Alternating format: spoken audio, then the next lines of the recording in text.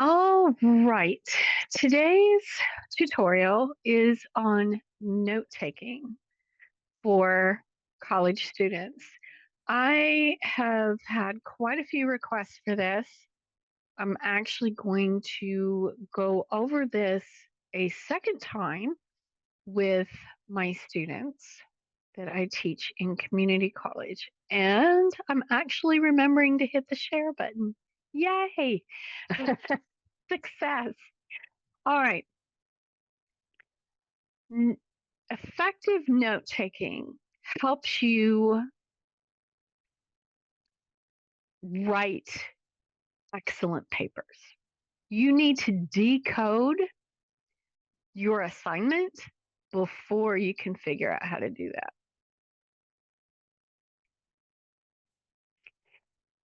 Effective note taking is a workplace skill. It helps improve not just your academic performance, but also your job performance.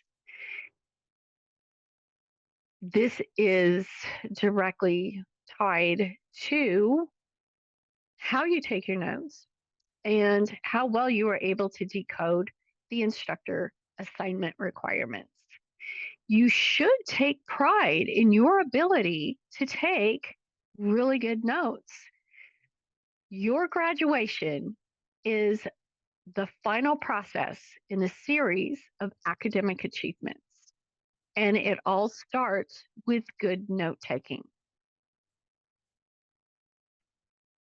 It helps you stay on track with your skills mastery. Each one of your courses braids together. It's woven together into your graduation, the awarding of your diploma.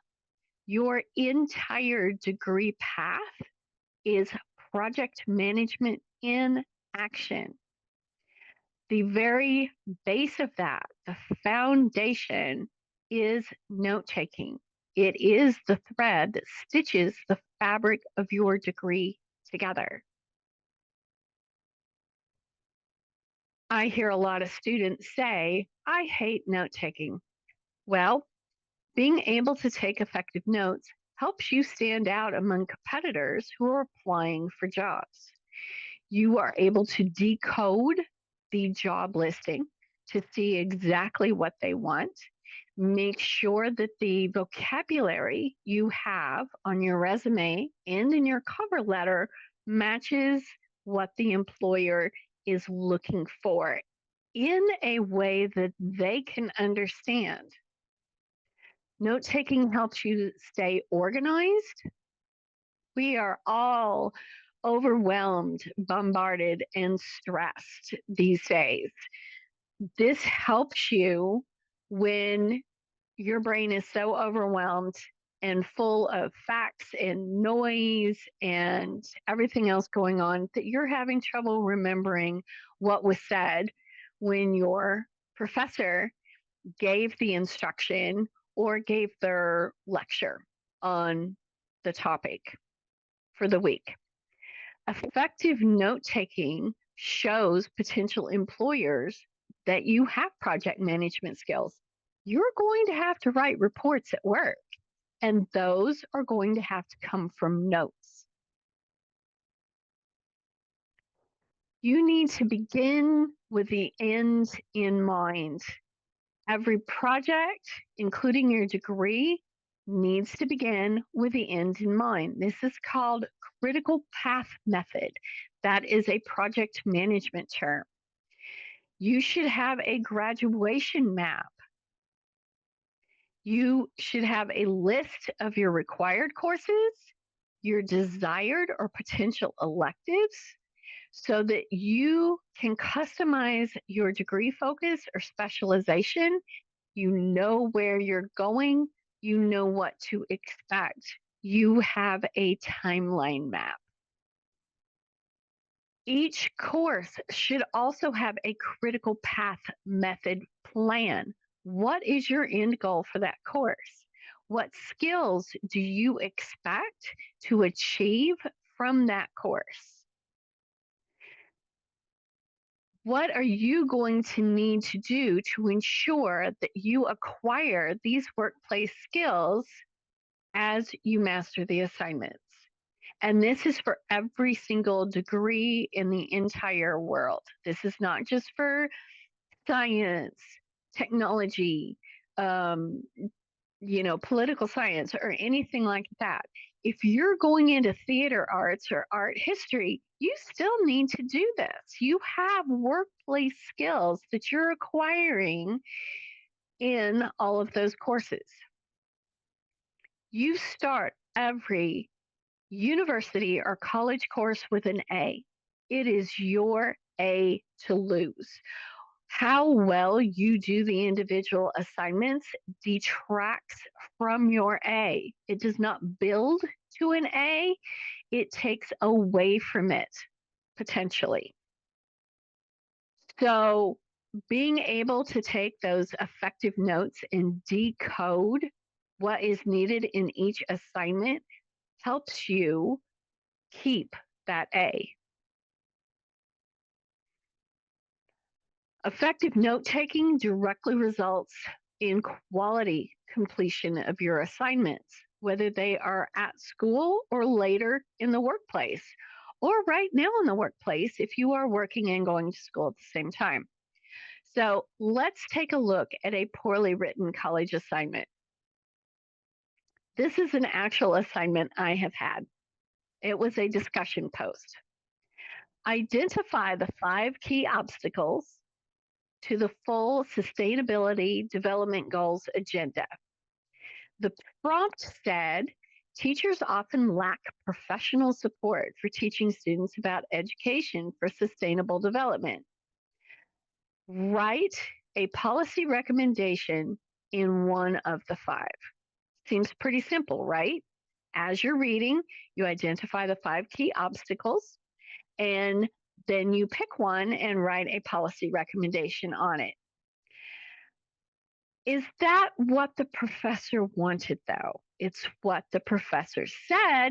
It is not what they wanted. What they actually meant was that he wanted us to write a list of the 5 SDGs with very short definitions of each and then write a policy recommendation on one of the 5. That is not anything near what he said. What he did say was the equivalent of saying the garbage needs to go out and can you walk the dog? He didn't ask for the garbage to be taken out in that scenario. He did not ask to write a list of the 5 SDG goals. So, what do you do when the professor is not being clear? Start at the right place. State the obvious. Write your assignments as if the reader isn't aware of the complexity of the issue. That is why he wanted the list of the 5 SDG goals, even though that is not what he said. Start each week with a sheet in a notebook, like a ring binder or something like that. Each week, right at the top of a fresh page, which week it is, have headings for your readings, the videos you have to watch, your discussion requirements, and your writing assignments. As you're taking the notes for each of those on the subsequent pages, write down the full citation for any reference you have to use that week at the top of the bulleted notes that you're taking for that particular resource. Don't forget to add the page number. You're going to need to put that in your citations at the end of your writing assignment. If it is a video or a podcast, you need to write the timestamp down for the facts that you are citing. This way, you can check off each assignment, each reference, and each course is completed. This is called earned value management or EVM. and it proves a project's performance and progress. If you are not sure what your professor means, reach out to them and ask for clarification. Start out by saying, I'm confused. Can you help clarify this for me? And remember that taking detailed notes in a bullet point fashion will help you easily pinpoint the main ideas or the topics in any assigned reading or assignment when you go back to write up the report, the essay, or the discussion board posts that you need to make.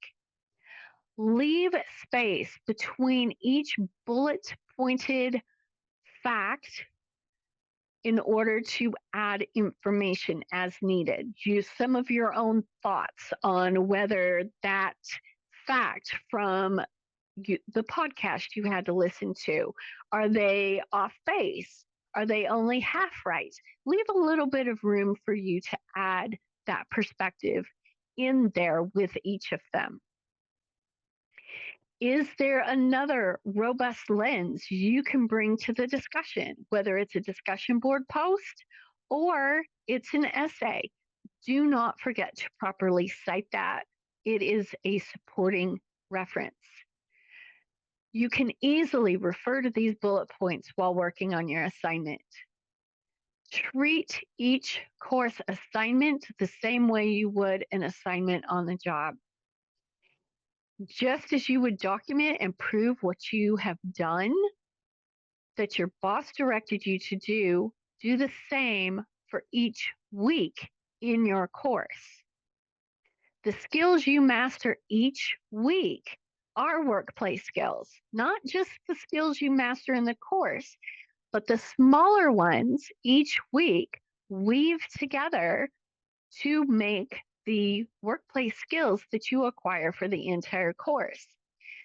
This enables you to prove to any employer that you can start and successfully complete any project without it going off the rails or blowing up in your face.